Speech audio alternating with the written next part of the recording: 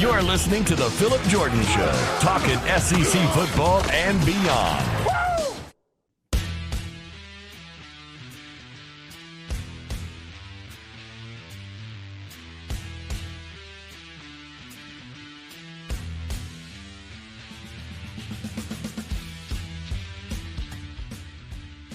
What's up, everybody? Welcome into the Phillip Jordan Show. Happy Friday. I am your host, Phillip Jordan from Last Word on College Football and 96.9 The Legend in Dothan, Alabama, where I'm the in-studio host and producer, Dothan Wolves Football. Speaking of Dothan Wolves, I'm coming to you. I'm actually recording the open and the final segment of the show on Thursday evening after 11:30 at night. If you're watching on YouTube, you see I've got the Dothan Wolves shirt still on.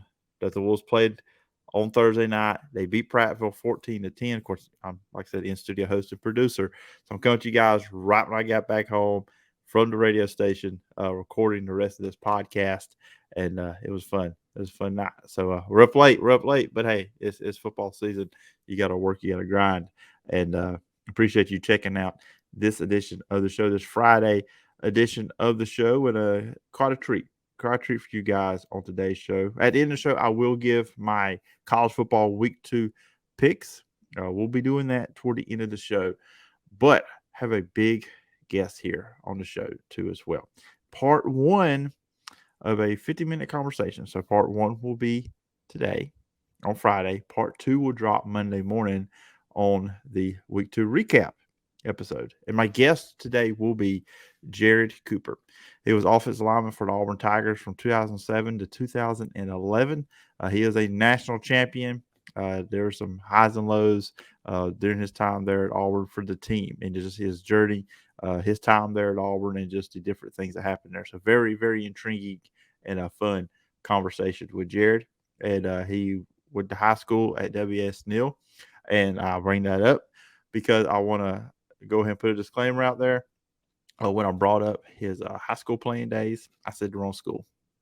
I had it wrote down the right one. I knew where he went and all that stuff, but UMS Wright comes out of my mouth, not WS Neal. It's addressed in the conversation, but just let you guys know, hey, I'm human. You talk a lot. You do this. You're going to make mistakes. You're going to say the wrong thing. It's going to come out like that sometimes.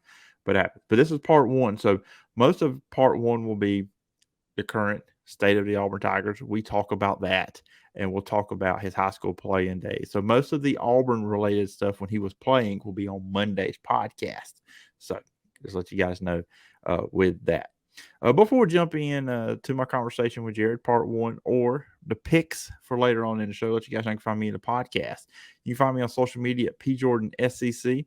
Podcast is available on all your favorite podcast platforms, Apple Podcasts, Spotify, wherever you get your podcast. If you're on Apple Podcasts, please follow, rate, and review. If you leave a review, I will read it on a future edition of the show. You can also do that over on Spotify. You can check the show out, watch the show over on YouTube.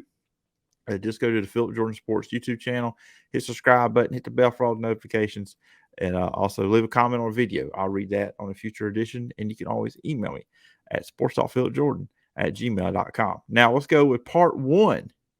My featured guest, Jared Cooper. Everybody joining me on the show today is former Auburn offensive lineman from 2007 to 2011, national champion here on the show today, Jared Cooper. Jared, I appreciate you coming on the show and talking. We're going to talk some current Auburn Tigers and your career as well with the Auburn Tigers.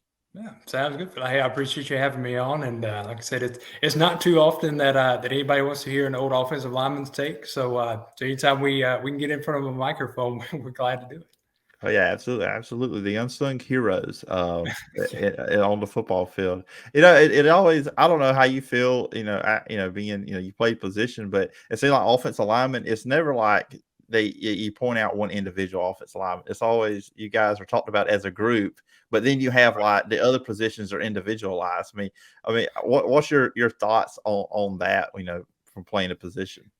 Yeah, kind of the it's one of those situations where kind of the example they always told us was we had to move like 5 fingers in a glove, and ideally as an offensive lineman, you don't get singled out because rarely is that for anything good. Once in a while they'll they'll throw the big guys a bone. But most of the time, if you hear a specific offensive lineman's name called, it's for a penalty or he missed a block or something like that. So yeah, honestly, as a lineman, if you can, as an offensive lineman anyway, defensive lineman, I guess is the opposite. But yeah, as an offensive lineman, if you can get through the game without your name being called, you probably played pretty well. So it's just kind of the old blue collar, bring your lunch pail mentality, and you're not gonna you're not gonna get the accolades, and nobody's really gonna talk about you. But over time, you really kind of embrace it a little bit. Otherwise, I think you'd be miserable. So I think that's kind of the I don't know if it's defensive mechanism or what, but yeah, you kind of embrace that blue collar mentality there, and yeah, like I said, it eventually just becomes part of it. And I always feel like just watching the game, it feels like the offensive line is like a team within a team, because you guys just have to work together so well versus all the other positions do as well, but just more so with the offensive line, because it just as a unit like that. Right. Yeah. And there's a lot of, there's a lot of communication, like you said. You've got your like you said, everybody's working together, and you kind of, ideally you understand the big picture, as an offensive player, wherever you are. But just by proximity, you got 5 guys who are all, typically 6'4", 6'5", or taller, 300 some odd pounds, literally within, an arm's reach of each other. So you're close both physically and, metaphorically. You see guys talking all the time, pre-snap. There's a lot of communication that goes on there, before the snap and everything, figuring out different protections, different different run combos. There's some of those combo calls can get pretty colorful, just because that's part of the fun, number one. And number two, you kind of want to, you don't want the defense to know exactly what you're doing. So, so yeah, but like you said, honestly, it's a lot of fun, and we kind of, everything you can probably catch any offensive lineman who make kind of a tongue-in-cheek joke about it. But really, it's something you enjoy. And, a lot of those guys, because of, all that, the conditions that you kind of have to go through there, it really kind of forges a bond with those guys, and you end up being really close to a lot of them. Yeah, absolutely. Yeah, I'm sure. I enjoy hearing, a lot of stories from offensive linemen. Just, kind of we got quarterbacks and running backs, receivers all over on Right. TV. Let's get more offensive linemen out there as analysts and stuff like that. Yeah, exactly. And we're going to get into, from high school to going to Auburn and everything went through there at Auburn. But, first, I have the season just kicked off. The Auburn Tigers defeated Mercer 42-16 on this past Saturday.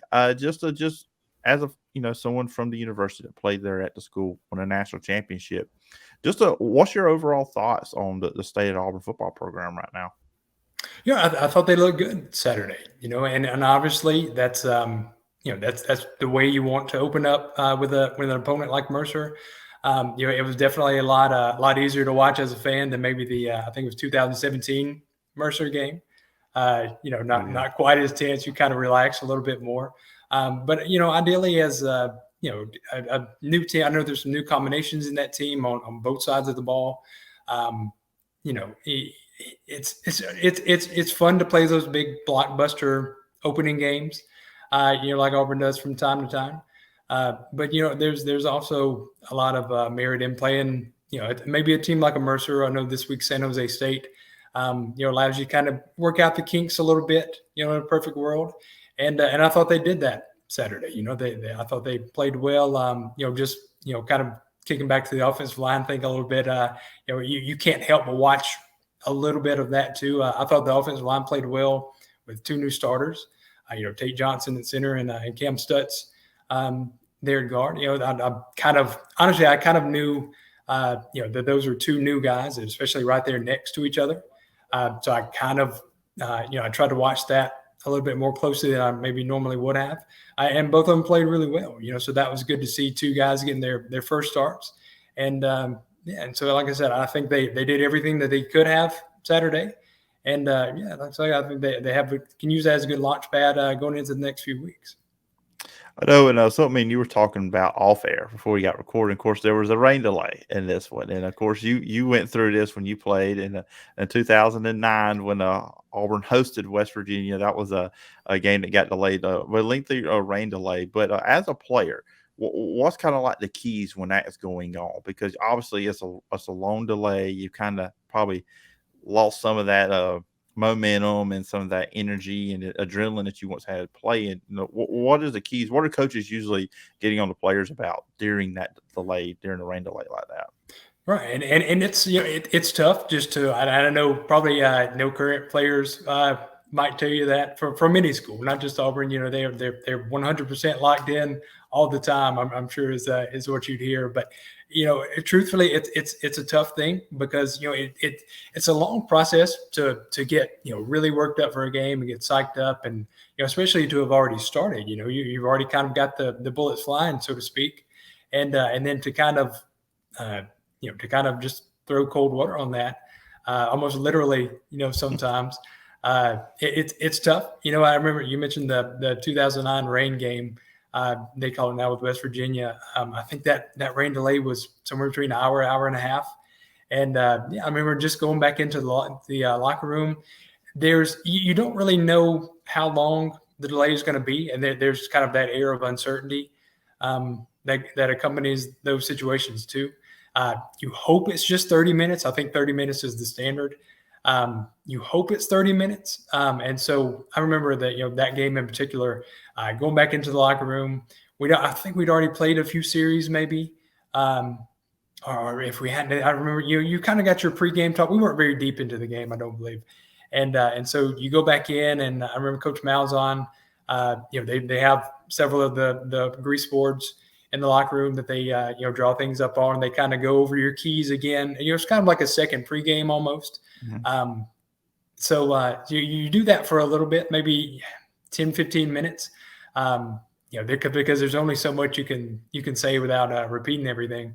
And I remember so they did that for a while, and then the coaches went to there's a coaches room. They're off to the side locker room. They went in there, and there are also some TVs in there. So the coaches went away, and I remember the rest of us just kind of, you just kind of catch a glimpse of some other games. I remember watching an Arkansas game that night, oddly enough. And I mean, you're a kid, and you have nothing else to do. So, and there's a TV there with a game on, so you just kind of watch it. And anytime somebody walks in the door, you kind of peek over and see if maybe it's the referee telling you, okay, we're going back, or giving you some kind of update. But yeah, no, and to that end, I thought Auburn Saturday night handled it really well. They came back after the break and just kind of picked up where they left off. I think they scored another time or two at least. After the delay there, and I thought they handled that well. And honestly, it's a sign of maturity to be able to do that. To kind of stop and start like that. And I thought they handled it really well. Yeah, Tank Bigsby just went ahead and went to work when they came. Right. That's the last thing you need if you're any team late in the second half. A refreshed Tank Bigsby. That's not going to be good for you as a defense. And just kind of putting a bow on the current Auburn team. Just obviously, all the stuff that happened. The rumors and with Brian Harsin, a lot of pressure. I mean, and now with Allen Green stepping down, it felt like he was his biggest supporter. And he's not there now. Just, I mean, what do you want to see this season out of this Auburn team for Brian Harsin? And look, I mean, it is what it is. I mean, it just feels like he has to have a really special year to probably keep his job, or maybe he has a really good year and he leaves. I mean, it just feels like a situation, like, to me, just as a guy that just watches the game, talks about the team, covers the team, that it feels like this is coming to. It doesn't feel like he's long for the job, just seeing how everything's going on around him and around the program with the powers that be at Auburn. Right. And ideally, anytime you have any kind of controversy like that, and most teams do go through coaching change at some point. And, unfortunately with the state of things now, everything hits the internet first before, a lot of times before, even I remember hearing things, on my way to the athletic complex with the Coach Somerville situation, that you hear things, hear it on ESPN or see it somewhere, before you even officially know. So a lot of times you find out that way, and that's kind of unfortunate. But ideally with a thing like that, and like with the situation this year, you would hope to see the players kind of galvanize and and rally around, because ultimately that's and I don't mean to diminish the role of coaches at all, but ultimately the guys between the lines are it sounds silly to say, but they're the ones playing the game. And obviously there's so much more that goes into it than that.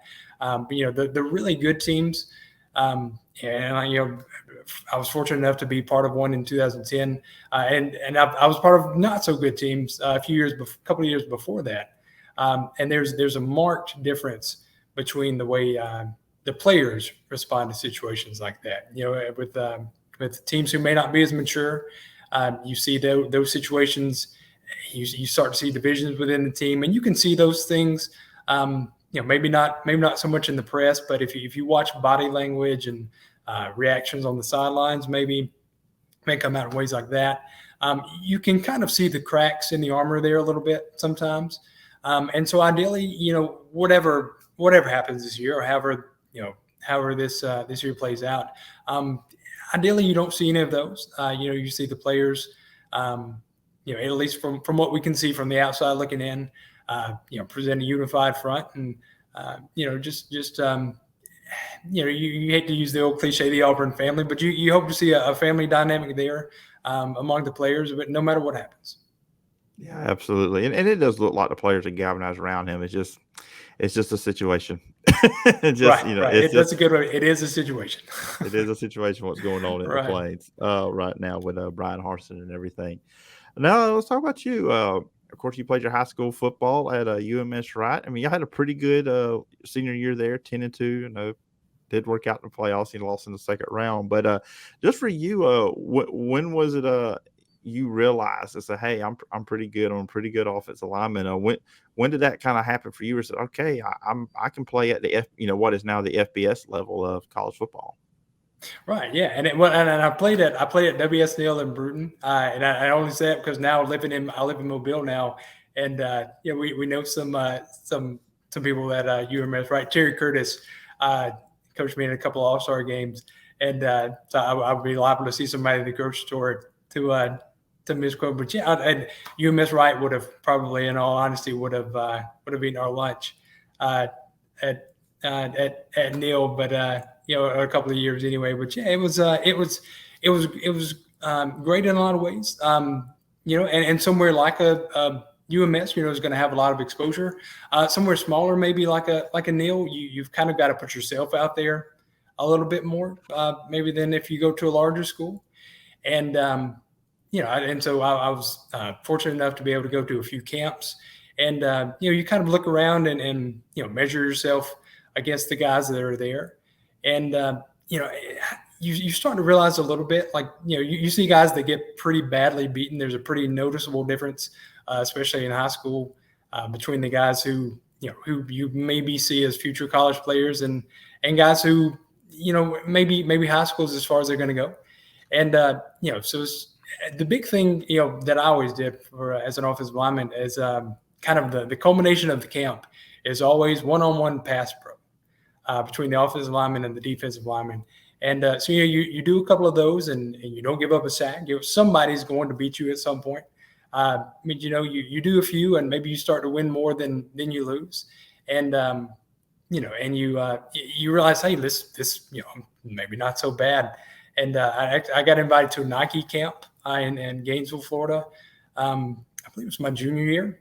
And so you kind of look down at they give you a shirt and everything, and you kind of look down and like there's a Nike shirt with your name and number on it. And for me, that was a big deal. That was a big moment for me to see the big Nike logo and, kind of realize what was going on. And so that was a big moment for me, and I was fortunate enough to play with some good players there in high school as well. And I had a good year, especially my senior year, which doesn't hurt in recruiting. It's kind of hard to stand out or promote yourself if your team goes 0-10 or 1-9 or something. So that helps too. And yeah, it was I'm glad for it. I'm glad to have done it that way. Yeah, my apologies on that. I wrote down the Yeah. wrong team on that one.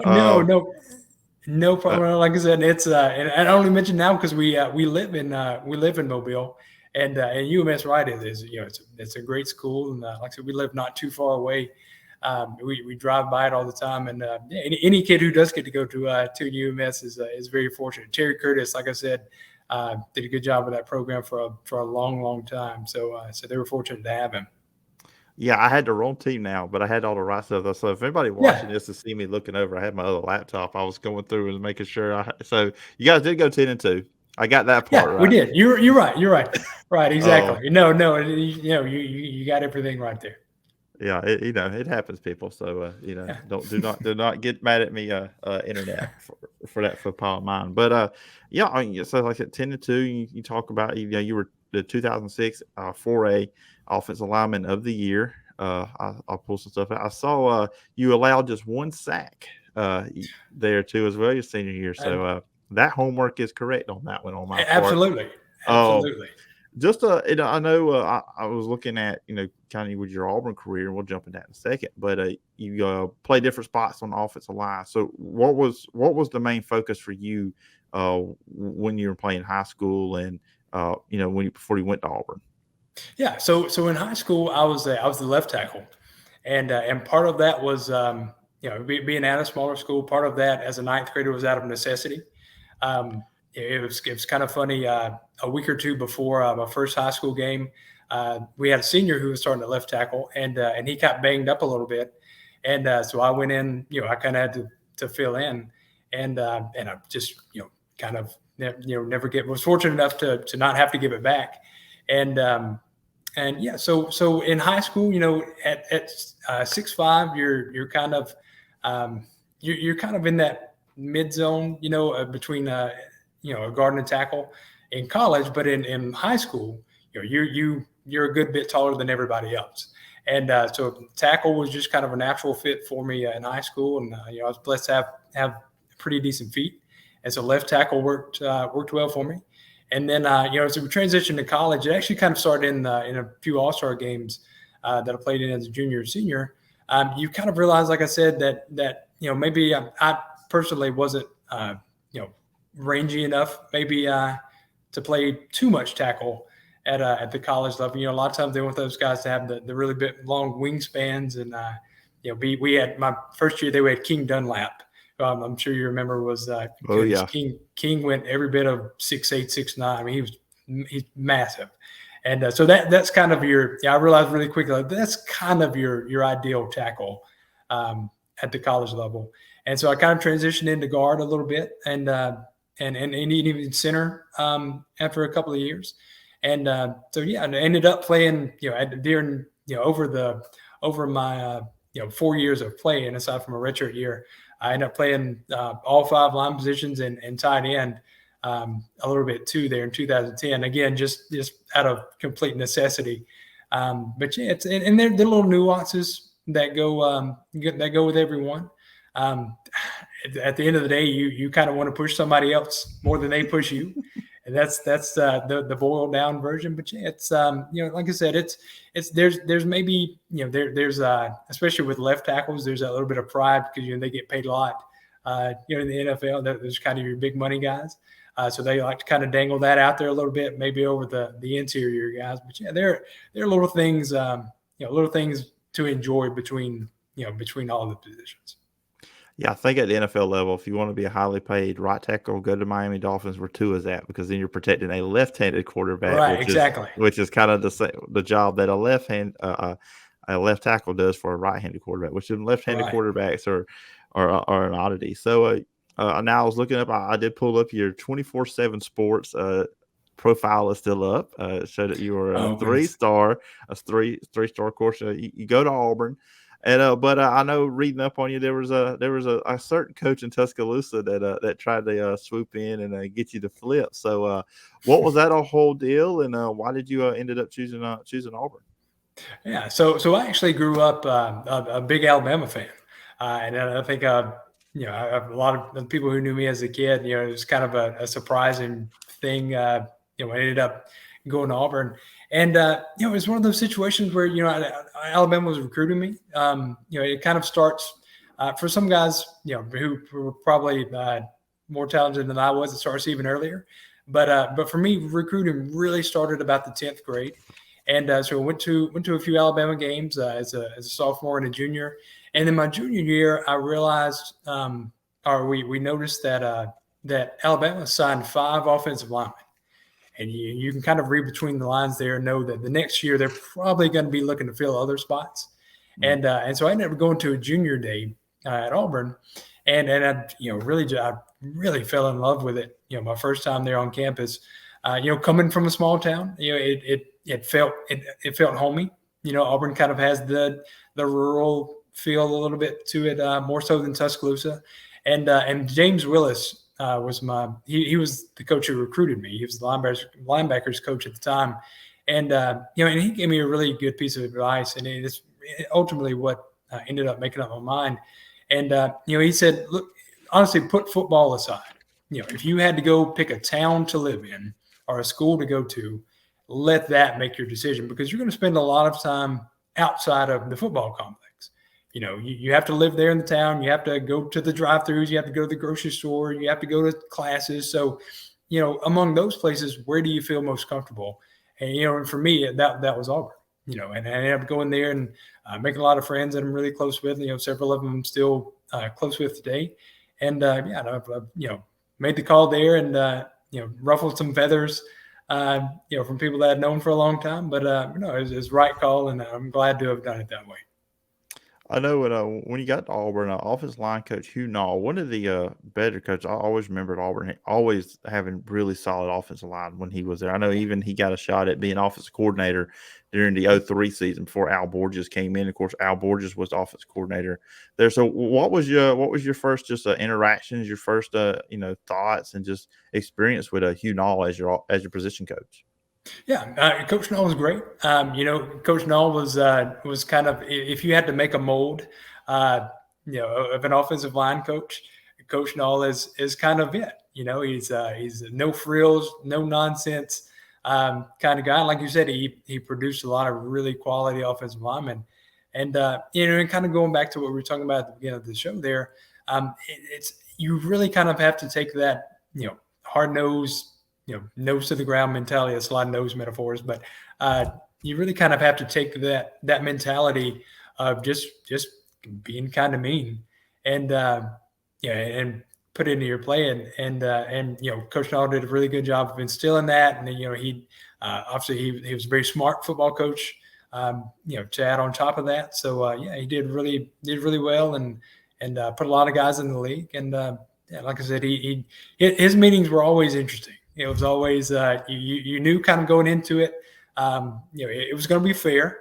But if you had something maybe you weren't proud of, you were going to have to account for it. So that was in a way that keeps you honest. And he was that type of guy. But like I said, it worked well, and I think a lot of it.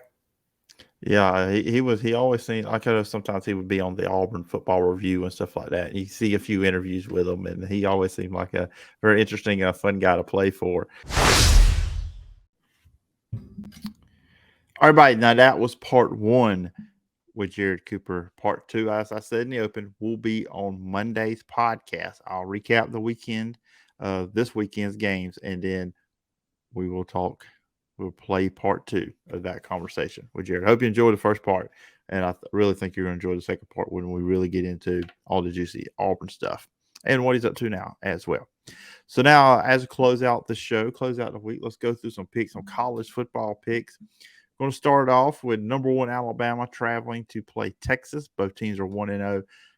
I'll go and give you guys a heads up, and I'll say this every time I do picks. I go with Central Times. I'm going to say Alabama. I'm going to use Central Time. At 11 a.m. on Fox, Alabama. They're a favorite here. They're a 20-point favorite here. Look, Texas has got some pretty good offensive weapons. You got the super talented, young, inexperienced quarterback, Quinn Ewers. You got players on the outside. You got 5-star talent. You got one of the best running backs in the country, John Robinson. But I'm going to go with Alabama here. I think Will Anderson's going to have a big day. Texas struggled on the offensive line last year. Defensively, they were a struggle a team that struggled last year too as well. So I am going to go with Alabama in this one, and I think Alabama wins it pretty big. South Carolina at Arkansas, an SEC matchup here. Both teams are 1-0, but South Carolina did have some struggles there in their opener, and then Arkansas played really well against a good Cincinnati team that is a lot better than I think. Cincinnati team that looked a lot better than I thought they would. Arkansas comes in as 8.5-point favorite. This is an 11 o'clock game over on ESPN. I'm going to go with Arkansas here. I have said I thought that South Carolina could mess up somebody's season. We'll see if this is it, and we'll see if Spencer Rattler can step up. He had some turnovers in that first game for the Gamecocks. Number 23, Wake Forest will be at 2-0. Vanderbilt. Vanderbilt's really putting on been playing well these first two games. It was Hawaii and Elon, but they played well in those two games. 11 a.m. kickoff over on the SEC Network.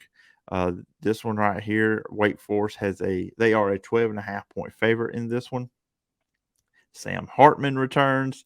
I'm going with Wake Forest. The line really did shift when he announced he was going to be playing. 0-1 Appalachian State will be at number 6 Texas A&M at 1-0. 2:30 kickoff, ESPN2. Texas A&M is a 19-point favorite. Of course, you saw that against North Carolina, Appalachian State put up 61 points last week.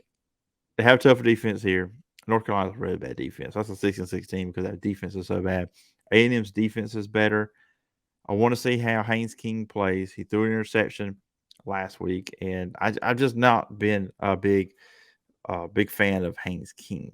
I would go with Max Johnson's quarterback if I was Texas A&M, but I'm not in practice. I don't see the things that the coaching staff is seeing.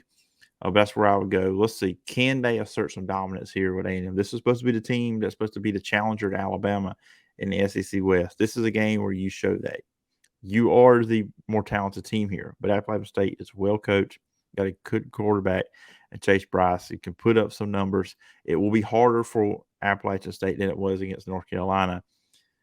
They've got some guys on defense. I know they give up 63 points, but they do have some guys on defense that can make some plays over there at Appalachian State. But can they keep this one close? This is kind of MO. They're giant killers, so we'll see what happens. But I'm going with A&M. Maybe not by the 19, but I think A&M wins this one. Number 24, Tennessee at number 17, Pittsburgh. First of two games that matching up. Actually, three games that match teams of ranked in the top 25. I'm going to go with Tennessee. You guys know I've said this. I'm not a big believer in Pitt this year. I think they're a 7-5 team. Tennessee can compete for that second spot in the SEC East, along with Florida and Kentucky. We'll get to those in a second. This is a 2:30 kickoff over on ABC. Tennessee is a 6-point favorite. I think Tennessee wins it. This is strength after strength. Pittsburgh did a good job at getting pressure on JT Daniels when they played West Virginia last Thursday to open up the season. Hendon Hooker, a little bit more elusive. He can get away from that, and there's more weapons around him than what JT Daniels has at West Virginia, so I think he'll be able to make some plays. See how the Tennessee defense is. How improved are they? They're not a great defense last year. Where are they at with that? Keaton Slovis, if their defense is not up to snuff, can he make some plays there? I think this is going to be a very good game, but I'm going to go with Tennessee to win this one close. Number 20, Kentucky at number 12, Florida. Now, look, I know Florida was unranked, and they beat number 7 team in the country in Utah, but I don't know if that warranted to jump them up all the way to number 12, but it is what it is. This is a 6 o'clock kickoff, ESPN. Florida's 6.5-point favorite. I think Florida is going to win this game. I think Billy Napier is going to have them ready, and we'll see where this team is at because how do they handle success? You beat number 7 Utah last week. Now you're playing number 20 Kentucky. This is a big game within the SEC, like for who finishes second place. I don't think any of these teams are beating Georgia, but this could be one of the games that decides who is that second place team in the SEC East. Kentucky without Chris Rodriguez. The running game did not look great. They have replaced 3 offensive linemen. Anthony Richardson is just a guy that's going to carry Florida. Can Will Levis do the same thing on the other side? I don't know. I am going to go with the Florida Gators to win this one. And then finally, we will have some late night football, not Pac-12 after dark. It will be number 9 Baylor versus number 21 BYU. 9:15 over on ESPN. BYU is a 3-point favorite in this one. I'm just going to go with Baylor. Some people believe that BYU could be this year's Cincinnati.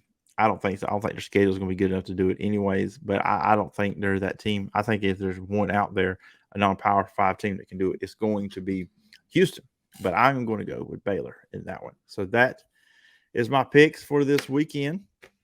Once again, hope you guys enjoyed part 1 with Jared Cooper. We'll be bringing part 2 for you on Monday morning, bright and early. Got some good guests coming on next week as well. And that's going to do it for this edition of the Phillip Jordan Show. Remember, you can follow me on social media at PJordanSEC. The podcast is available on all your favorite podcast platforms, Apple Podcasts, Spotify, wherever you get your podcast. If you're on Apple Podcasts, please follow, rate, and review. Leave a review. I will read it on a future edition of the show. You can also check out the show on YouTube. Just go to the Phillip Jordan Sports YouTube channel, hit the subscribe button, hit the bell for all notifications, and also leave a comment on a video. I'll read that on a future edition as well. And you can always email me at sports.philipjordan@gmail.com. Everybody has a great weekend. We're getting close to midnight here in Alabama. I'm going to go to bed and get some rest. And I hope everybody has a great weekend. And until Monday, bye-bye.